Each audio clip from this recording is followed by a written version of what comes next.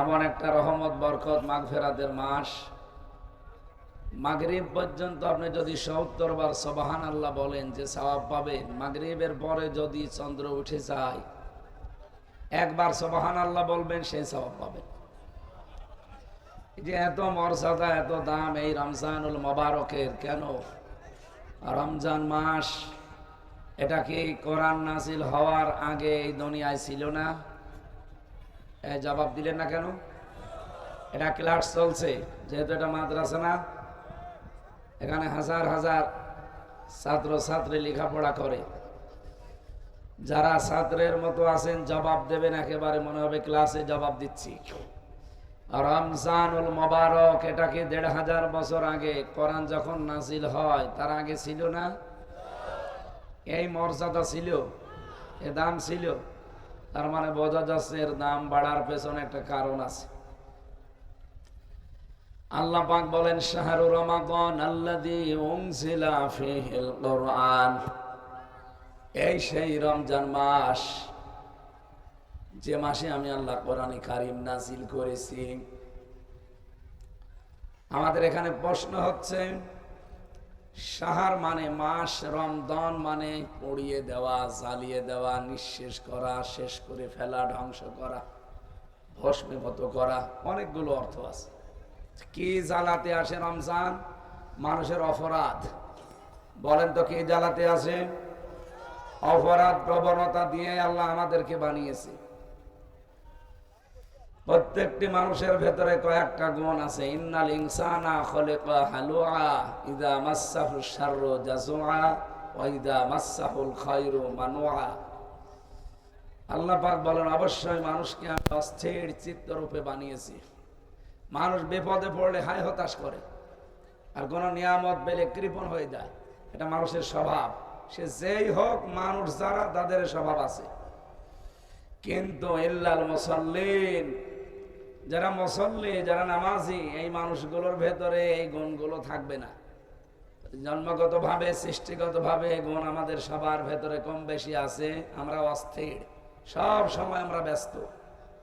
২ নম্বরে আল্লাহর নিয়ামত পেলে আমরা কৃপণ হয়ে যাই, আর বিপদে পড়লে আমাদের হতাশা নেমে আসে। এ কথা কার? এই গুণগুলো আমাদের ভেতরে আছে না? কিন্তু থাকবে না কাদের ভেতরে? ইল্লাল মুসাল্লিন, যারা নামাজ পড়ে। কোন নামাজি? আমরাও তো নামাজ পড়ি, অথচ এই গুণ আমাদের ভেতরে আছে। তাহলে কোরআনের এই আয়াত কি মিথ্যা নাকি? বলেন বলেন। আল্লাযীনা হুম আলা সালাতিহিম দাইমুন, রব্বুল আলামিন বলেন যে নামাজি তার নিয়মিত নামাজে। তার মানে নামাজি হলেই হবে না, নামাজে নিয়মিত হওয়া লাগবে। যে মানুষগুলো তার নামাজে নিয়মিত, এখানে দাইমন মানে সর্বদা। আমি দাইমন শব্দের ব্যাখ্যা পড়তে গিয়ে 4টা বিষয় পেয়েছি। যেহেতু সবাই পৃথিবীতে আমরা এগুলো দিয়েই তৈরি, এগুলো আমাদের জন্মগত ভাবে, সৃষ্টিগত ভাবে দেওয়া আছে। মুসল্লিদের ব্যাপারে আল্লাহর বক্তব্যটা আলাদা, যে মুসল্লিদের ভেতরে এই গুণগুলো আপনি পাবেন না। কিন্তু সব মুসল্লি না, যারা নিয়মিত নামাজি। প্রশ্ন আমাদের যে আমরাও তো নিয়মিতই নামাজি। নামাজ তো আমরা 5 ওয়াক্তের জায়গায় 6 ওয়াক্ত তাহাজ্জুদ মিলে পড়ি। এরপরও আমাদের অস্থিরতা কাটে না। বিপদে পড়লে হতাশা আমাদের ঘিরে ধরে। পৃথিবীতে আমরা নিয়ামত পেলে কৃপণ হয়ে যাই। কোরআনের সাথে আমাদের বাস্তবতার এবং আল্লাহর কথার যেহেতু মিল নেই, হয় আমরা সত্য নয় আল্লাহ সত্য। বলেন তো কে? অবশ্যই এখানে কোন কারণ আছে। আপনি পড়া কোরআন শরীফের ভেতরে পড়ে দেখবেন, নামাজের কথা মাত্র আল্লাহ পাক একবার বলেছেন। কয়বার? বলেন বলেন। ফাসাল্লি, হে নবী আপনি নামাজ পড়েন। এটা নিয়ে যান, লাগবে না। আর এখানে আসবেন না কেউ, এখানে কেউ আসবেন না ভাই, পিছিয়ে দাঁড়ান। পৃথিবীতে একটা বার আল্লাহ জানিয়েছেন শুধু ফাসাল্লি, হে নবী আপনি নামাজ পড়েন। কার জন্যে? লিরাব্বিকা, আপনার রবের জন্যে। আপনি বাংলাদেশ সহ বিশ্বে তাকান, যারা আল্লাহর জন্য নামাজ পড়ে শুধুমাত্র ইখলাসের সাথে, তাওয়াক্কুল আল্লাহর উপরে ভরসা করে, খুশু খুশুর সাথে, এদের দুনিয়া একদিকে চলে যাবে, এক ওয়াক্ত নামাজ থেকে সরাতে পারবেন না। এই কথা বলেন না কেন? খলিফাতুল মুসলিমিন হযরত ওমর, ওনাকে একজন মরতে পূজারী, আগুন পূজারী একজন লোক পেছন দিক থেকে নামাজি অবস্থায় ছুরি ঢুকিয়ে দিয়েছিল পেটের ভেতরে। তিনি দুর্বল হয়ে পড়লেন রক্তক্ষরণের কারণে। সাহাবায়ে কেরাম তাকে ধরে নিয়ে গেলেন একজন নিরাপদ জায়গায়। আর ওই লোকটা যাবার সময় কমপক্ষে ছুরি ঘোরাতে ঘোরাতে গিয়েছে 7 জন সাহাবী শহীদ হয়ে গেছে। হযরত ওমর তো জ্ঞান হারিয়ে ফেলেছেন। যখন তার হুঁশ ফিরেছে, খাবার যখন মুখ দিয়ে তাকে দেওয়া হয়, যেই জায়গায় ছুরি লাগিয়েছে ওই জায়গা দিয়ে বেরিয়ে যায়, তার মানে আর বাঁচার সম্ভাবনা নেই। এরকম কঠিন পরিস্থিতিতেও হযরত ওমর সাহাবীদেরকে বললেন, নবীর সাহাবীরা, আমার ইমামতিতে যে নামাজ আরম্ভ হয়েছিল ওটা তো 1 রাকাত হয়েছিল ফজরের নামাজ, বাকি আরো 1 রাকাত বাকি ছিল। ওই রাকাত নামাজ কি তোমরা পড়েছো নাকি নষ্ট করে ফেলেছো? আপনি ভাবতে পারেন কত কঠিন পরিস্থিতি, জীবন মরণ নিয়ে টানাটানি, হোশ নেই। হোশ ফেরার পরে আমরা হলে জিজ্ঞাসা করতাম, আমার ছেলে কোথায়, মেয়ে কোথায়, আমার ব্যবসা বাণিজ্যের অবস্থা কি? অথচ হযরত ওমর ডাক দিয়ে বললেন, সাহাবীরা, 1 রাকাত নামাজ হয়েছিল, বাকি 1 রাকাত কি পূরণ করেছো? কারণ তারা নামাজ পড়তেন রবের জন্য। কার জন্য? আমরা অনেক মুসল্লি আছি, নামাজি আছি, আমাদের নামাজ হয় ভোট পাওয়ার জন্য। অথচ এলাকার মানুষ বলবে লোকটা নামাজি এই জন্যে। কথা বলে ঠিক কিনা? মুসল্লি যদি সত্যি আল্লাহর জন্য নামাজি হয়, ওই মানুষগুলোর ভেতরে আল্লাহর বর্ণিত এই গুণগুলো থাকবে না। তারা বিপদে পড়লে ধৈর্য ধারণ করে ওভারকাম করার চেষ্টা চালাবে। এ মানুষগুলো পৃথিবীতে যদি আল্লাহর নিয়ামত পায়, কৃপণ হবে না, উদার হবে। অস্থির চিত্ত তাদের ভেতরে কাজ করবে না, তারা সব সময় শান্ত স্বভাবের হবে। এই গুণগুলো আমরা অনেকের ভেতরে এখনো অর্জন করতে পারি নাই। আমি সহ যারা এসেছি, যেহেতু মানুষের মানবিক গুণগুলো, একে জয় করে আমার আল্লাহ আমাদের যে গুণের কথা বললেন, এই গুণগুলো অর্জন করার তৌফিক যেন এই রমজানে দান করেন, বলেন আমিন। এমন একটা মাসের কথা বললাম, আপনার জীবনের অপরাধ, জীবনের গোনা খাতা সব পুড়িয়ে ছারখার করে দেবে। রব্বুল আলামিন বলেন, এত মর্যাদা দিয়েছি এই মাসটার আমি আল্লাহর কাছে। আল্লাযী উনজিলা ফীহিল কুরআন, এই মাসে শুধুমাত্র যে এইটা নাযিল হয়েছিল। এই পৃথিবীর প্রথম রমজান মাসে, রমজানের প্রথম তারিখে আমরা জানি হযরতে ইব্রাহিম আলাইহিস সালামের প্রতি আল্লাহ সহিফা নাযিল করেছিলেন প্রথম রমজানে। এটা ইবনে কাসিরের বর্ণনা। ষষ্ঠ রমজানে মুসা আলাইহিস সালামের প্রতি আল্লাহ নাযিল করেছিলেন তাওরাত। 13 রমজানে হযরতে ঈসা নবীর প্রতি আল্লাহ নাযিল করেছিলেন ইনজিল। 24 রমজানে হযরতে দাউদ নবীর প্রতি নাযিল হয়েছিল জাবুর। 27 রমজান যেটা বলা হয়, আমাদের নবী মুহাম্মদ রাসূলুল্লাহর উপরে আল্লাহ নাযিল করেছিলেন এই কোরআন। ইন্না আনজালনাহু ফি লাইলাতিল কদর, অবশ্যই আমি কোরআনে কারীম রমজান মাসের লাইলাতুল কদরে নাযিল করেছি। ইন্না আনজালনাহু ফি লাইলাতিন মুবারাকা, অবশ্যই আপনার প্রতি যে কিতাব আমি নাযিল করেছি এটা কিন্তু বরকতময় রজনীতে নাযিল হওয়া। আল্লাহ বলেন, এত বরকত দিয়েছি, এই যে কিছুক্ষণ আগে বললাম, আপনি মাগরিব পর্যন্ত 70 বার সুবহানাল্লাহ বলে যা পাবেন, আমরা শুধু মাগরিবের পরে যদি চাঁদ আজকে উঠে যায় একবার বললে আপনার মতো সাহাব আল্লাহ দিয়ে দেবে। এখন থেকে মাগরিব পর্যন্ত যদি ৭০ রাকাত নামাজ পড়েন, ৭০ রাকাতে আপনার যা হবে, মাগরিবের পরে শুধু আমি মাত্র ১ রাকাত নামাজ পড়ব, আল্লাহ তাই আমাকে দেবে।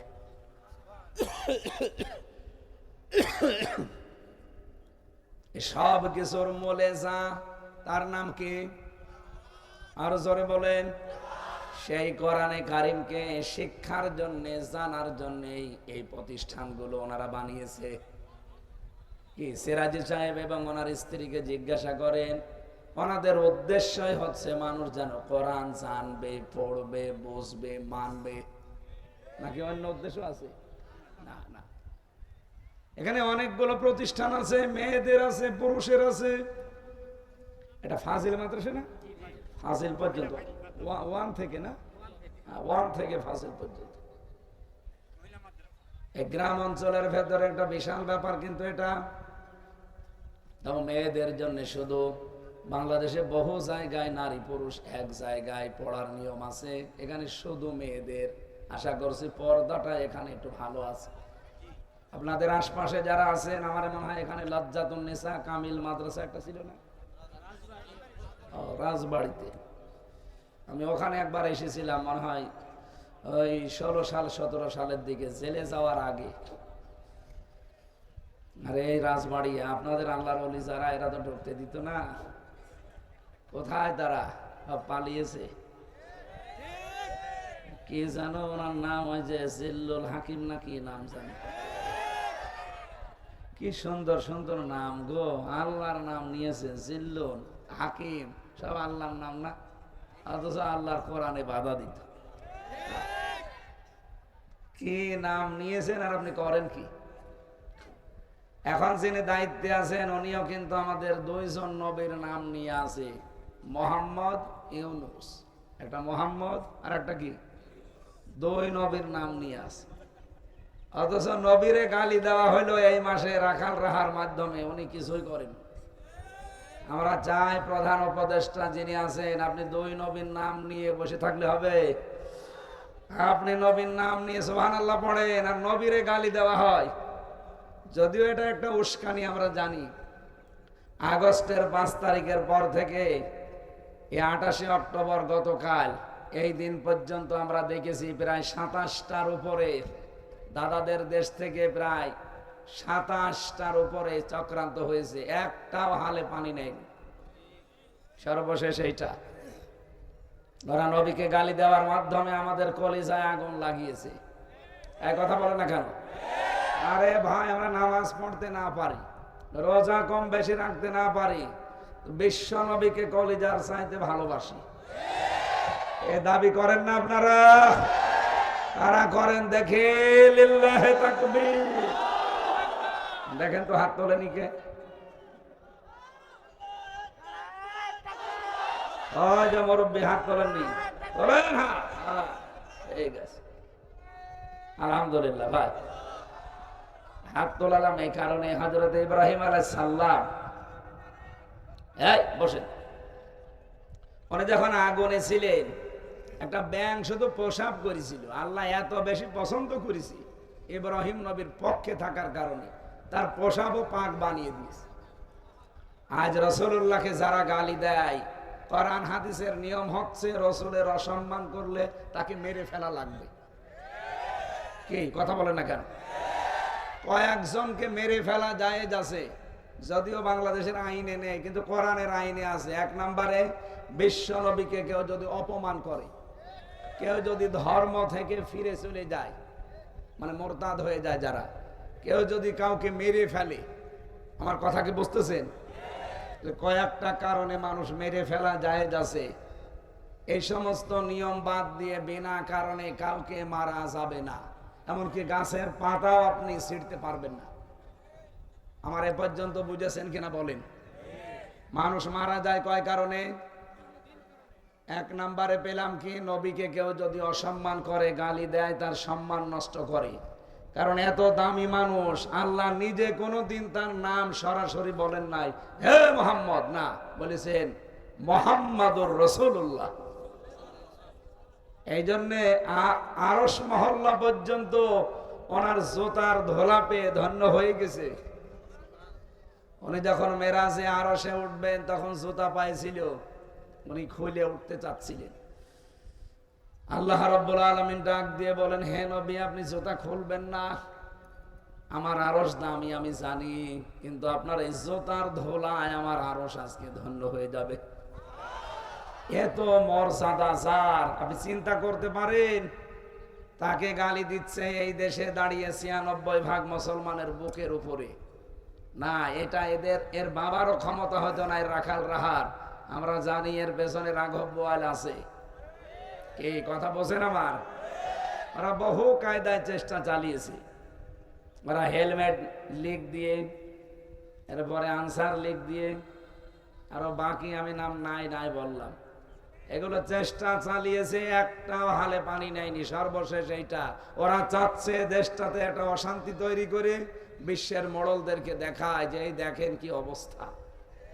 অথচ আমরা কিন্তু অনেক ভালো আছি, অন্তত আগস্টের 5 তারিখের তুলনায় ভালো নেই।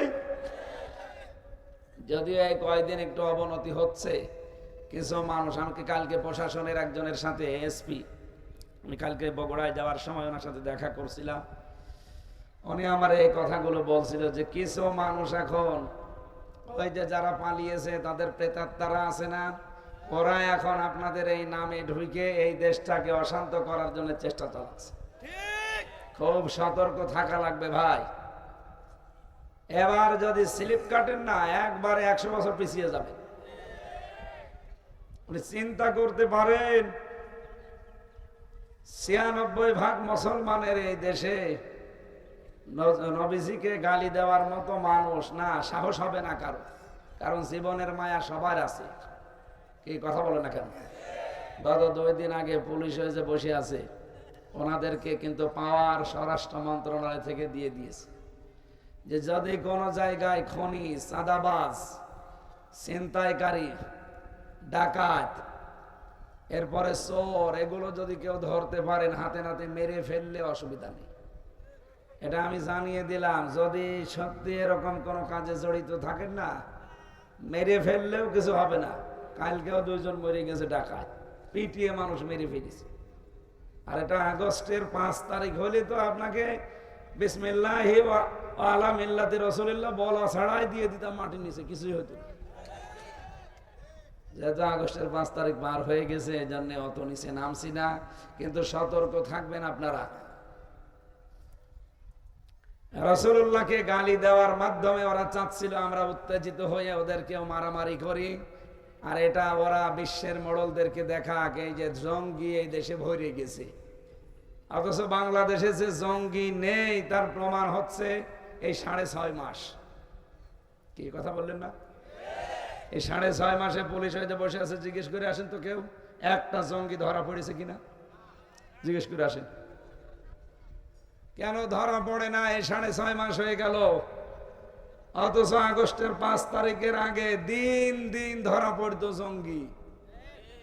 কারণ জঙ্গির নাটক যিনি লিখবেন তিনি পালিয়েছেন, আর যাদেরকে দিয়ে করাবে তারাও পালিয়েছে। প্রশাসনে কিছু কুলাঙ্গার ছিল, এদের কারণে এই পুলিশদেরও এখন বদনাম। এমনকি এদের এই পোশাকটাও মানুষ এখন ঘৃণা করে। না, সব পুলিশের দোষ না ভাই।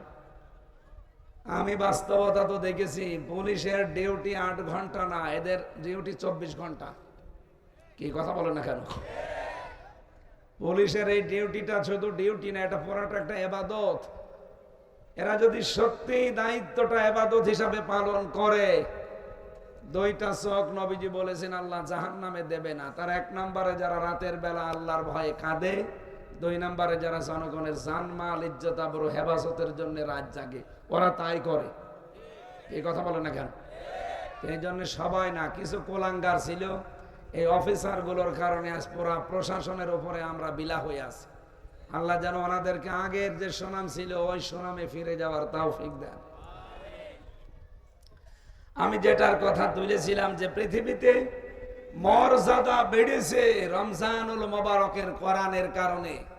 তার সাথে সম্পৃক্ত আজকের এই মাদ্রাসা, তার সাথে সম্পৃক্ত এখানে যারা লেখাপড়া তারা করে তাদের, এই জন্য এদের মর্যাদাও নবীজি বাড়িয়ে দিয়েছে। খায়রুকুম মান তাআল্লামাল কোরআনা ওয়া আল্লামা, যারা কোরআন পড়ে, কোরআন পড়ায়, এই মানুষগুলো আল্লাহর নবী বলেন উত্তম। জোরে বলেন সুবহানাল্লাহ। আপনার ছেলে মেয়ে যাই হবে, আপনি ডাক্তার, ইঞ্জিনিয়ার, বৈজ্ঞানিক যা বানাবেন কোনো অসুবিধা নেই। প্রথম আমার মনে হয় এরকম মাদ্রাসা যেখানে আছে, এখানে নুরানি বিভাগ আছে, এইরকম মাদ্রাসায় ছেলে হোক মেয়ে হোক 3 বছর পড়িয়ে নেবেন। এরপরে যে কোনো লাইনে দিয়ে আপনার মনে চাই দিয়ে দেন। আমি গ্যারান্টি দিচ্ছি আপনার ওই ছেলে মেয়ে কোনোদিন আপনাকে অসম্মান করবে না। হ্যাঁ, কথা বলেন না কেন? আমি এই চোখে দেখেছি ভাই, বিশ্ববিদ্যালয়ে ক্লাস চলছে, আমি তখন জাহাঙ্গীরনগরে ছিলাম, মাস্টার্সে ক্লাস করছে, ছাত্র জুতা দিয়ে পিটাচ্ছে শিক্ষককে, বলছে শালা তোরে মেরেই ফেলবে। শিক্ষক বলছে বাবা তুই আমারে ছেড়ে দিয়ে আমি জীবনে আর ক্লাস নেব না। বলে না, তোরে বলেছিলাম ওই কাজ করিস নাই, তোরে মেরে ফেলবো। আমি এর চোখে এইটাও দেখেছি, শিক্ষক অজু করছে, ছাত্র পায়ে পানি ঢেলে দিচ্ছে। আরে ভাই ওইটাও তো ছাত্র, এইটাও ছাত্র, ওইটা মাস্টার্স করে জানোয়ার হয়ে গেছে, আর এটা কেবল মক্তবে পড়ে মানুষ হচ্ছে। কিসের কারণে বলেন তো? আরো জোরে বলেন। এখানে এইটা শিখান 3 বছর মতো। জীবনে কোনোদিন আপনার এই ছেলে হোক মেয়ে হোক নেশা করবে না। 2 নম্বরে আপনাকে কোনোদিন বৃদ্ধাশ্রমে দিয়ে আসবে না। এই জন্য পুত্রবধূ নেওয়ার সময় হিসাব করে বিয়ে দেবেন ছেলেকে, জামাই নেওয়ার সময়ও মেয়েকে বিয়ে দিবেন হিসাব করে যে এটা দিনদার বা কোরআনওয়ালা কিনা। কোরআন যদি না জানে, কোরআনের আমল না থাকে, ওই সন্তান ওই বেটার বউ আপনাকে মিলে বৃদ্ধাশ্রমে দিয়ে আসবে। আমি কয়েকদিন আগে নীলফামারী গিয়েছিলাম, কিশোরগঞ্জ বলে একটা থানা আছে, আমার নিয়ে গেল বৃদ্ধাশ্রমে। যে দেখি এদিকে 25 জন বাবা, এদিকে 25 জন মা বসে আছে, বুড়ো বুড়ি। তাদের প্রত্যেকের চোখের ভেতরে পানি ছলছল করছে। একজনকে জিজ্ঞাসা করলাম কি, একজন আমারে বলে হুজুর আমার ছেলে ডিসি। কি ডিসি বোঝেন? এ পুরা রাজবাড়ী জেলা যিনি কন্ট্রোল করেন তার নাম ডিসি।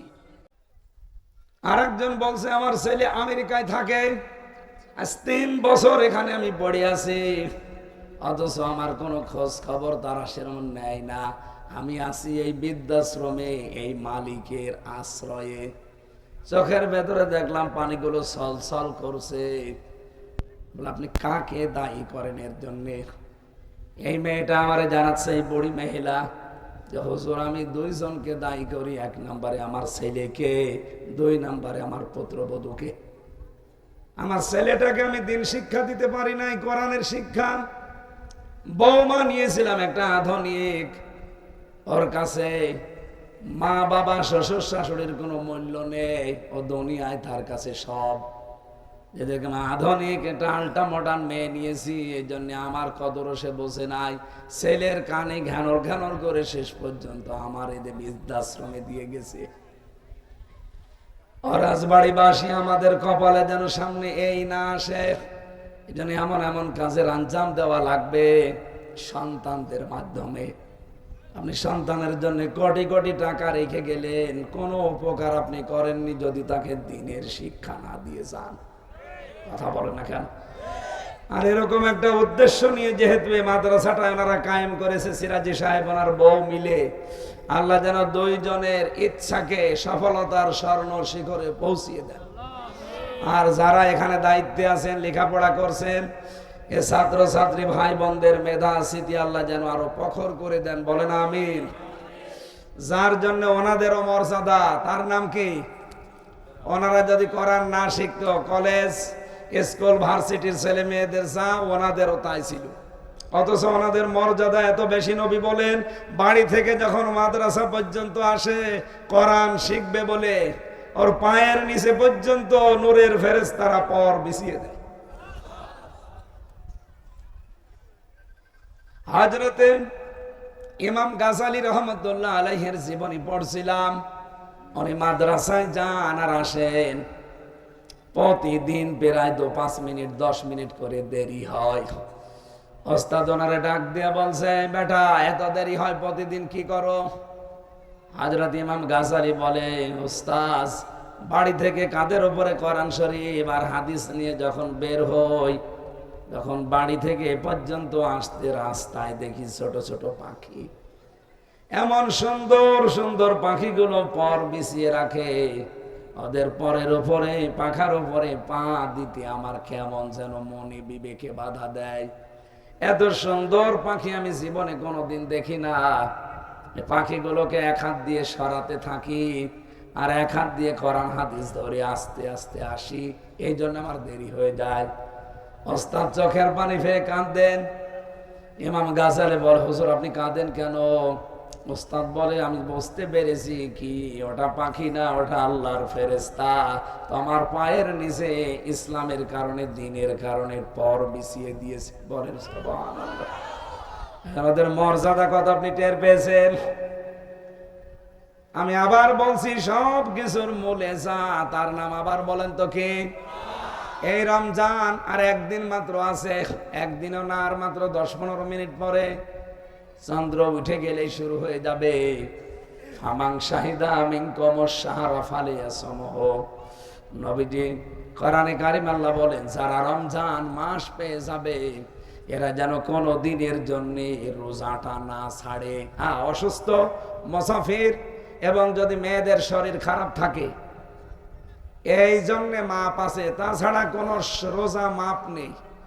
আমি আবার বলছি, অসুস্থ, সফরে আছেন অথবা মেয়েদের শরীর খারাপ হয় 3 দিন 5 দিন 7 দিন 10 দিন, এই সময়টা বাদ দিয়ে রোজা যারা পাবে, রোজার মাস মাস্ট বি তাকে রোজা রাখা লাগবে। কিন্তু কত মানুষ চালাক, বলে ভাত থাকতে রোজা করব। আরে শয়তান! এই যে 2017 সালে চিকিৎসা বিজ্ঞানী নোবেল পেয়েছে ইউশনারি ওসামি, এই লোকটা নোবেল পেয়েছে যার কারণে উনি দেখছে আমাদের শরীরের ভেতরে প্রায় 2 কোটি কোষ আছে। সারা বছর যারা খাবার খেতে থাকে তখন ওই কোষগুলো পাশে আরো বৃদ্ধি হয়। 2 কোটির উপরে যাদের শরীরে কোষ বেশি বেশি বৃদ্ধি হতে থাকে, ডাক্তার বসে আছে 2 জন, এনারা হয়তো এই তথ্যটা জানে। এই কোষগুলোর কারণ 2টা। এরা 1 নম্বরে ক্যান্সার তৈরি করে রক্তের ভেতরে 5 প্রকার। আমাদের শরীরে রক্ত আছে প্রায় 5.5 কেজির উপরে। 2 নম্বরে টিউমার তৈরি করে শরীরে, যদি ওই কোষগুলো বৃদ্ধি হতে থাকে। এই বিজ্ঞানী, চিকিৎসা বিজ্ঞানী, স্বাস্থ্য বিজ্ঞানী উনি চিন্তা করলো কেন এই কোষগুলো বৃদ্ধি হবে, আর এর সমাধান কি?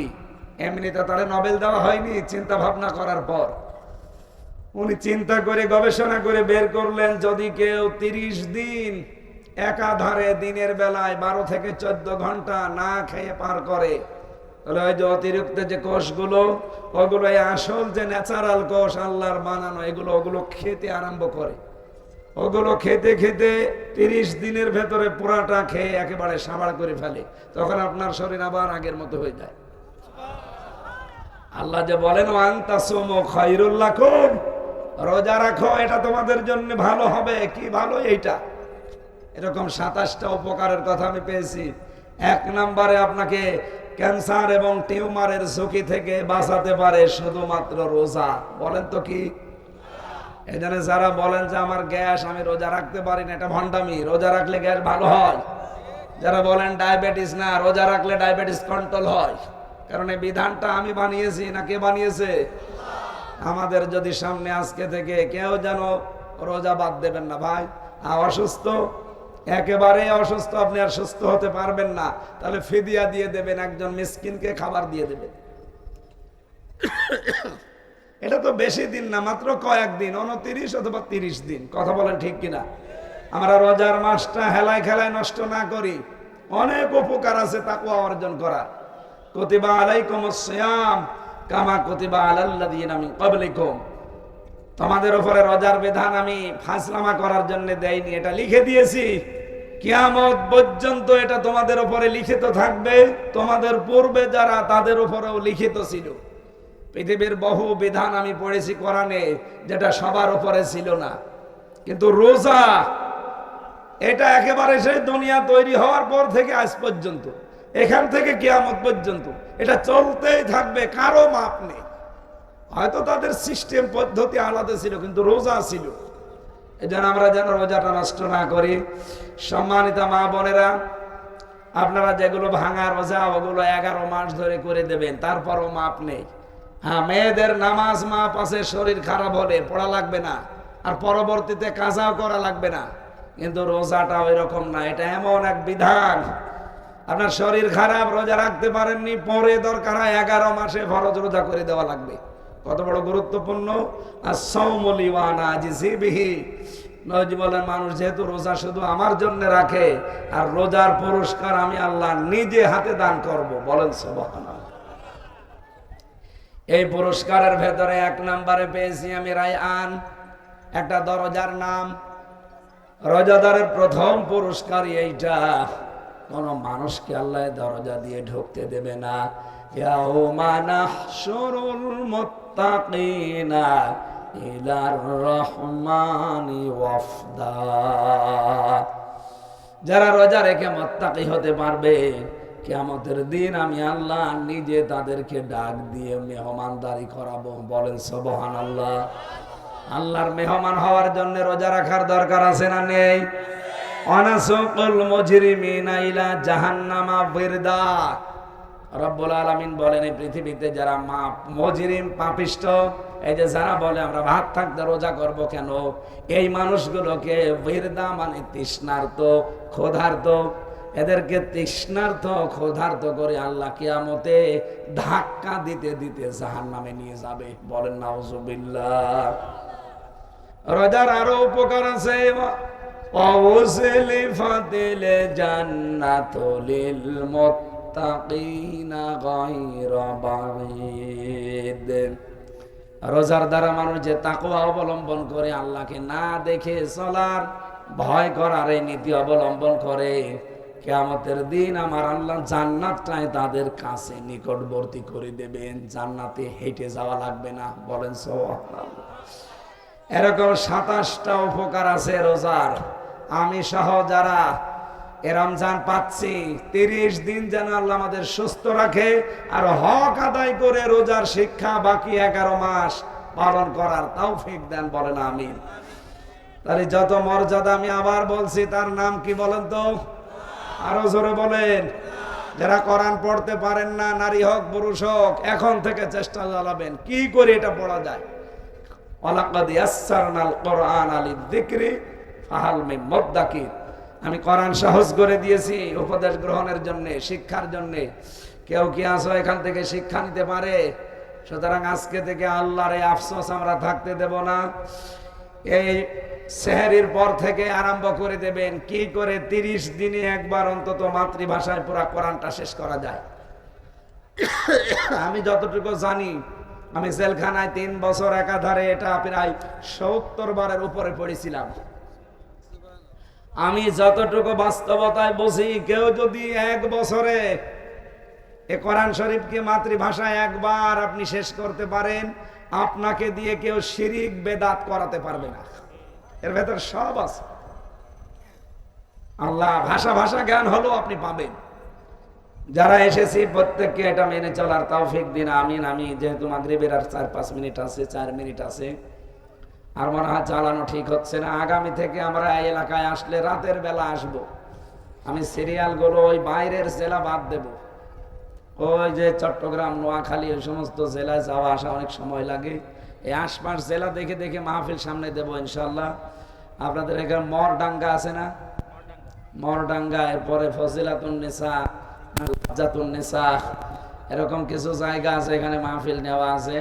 এই পাংশা কি বলে, মাছ বাজার, হ্যাঁ, সোজানগর, এই রকম জায়গায় যেখানে আসবো রাতের বেলা। আর আমার মাহফিলের নিয়ম হচ্ছে এশার পরে উঠবো, রাত 10টায় মাহফিল শেষ। আপনারা এইভাবে আসবেন, যেখানেই শুনবেন এশার পরে এই পোস্টারে লিখে দেবেন।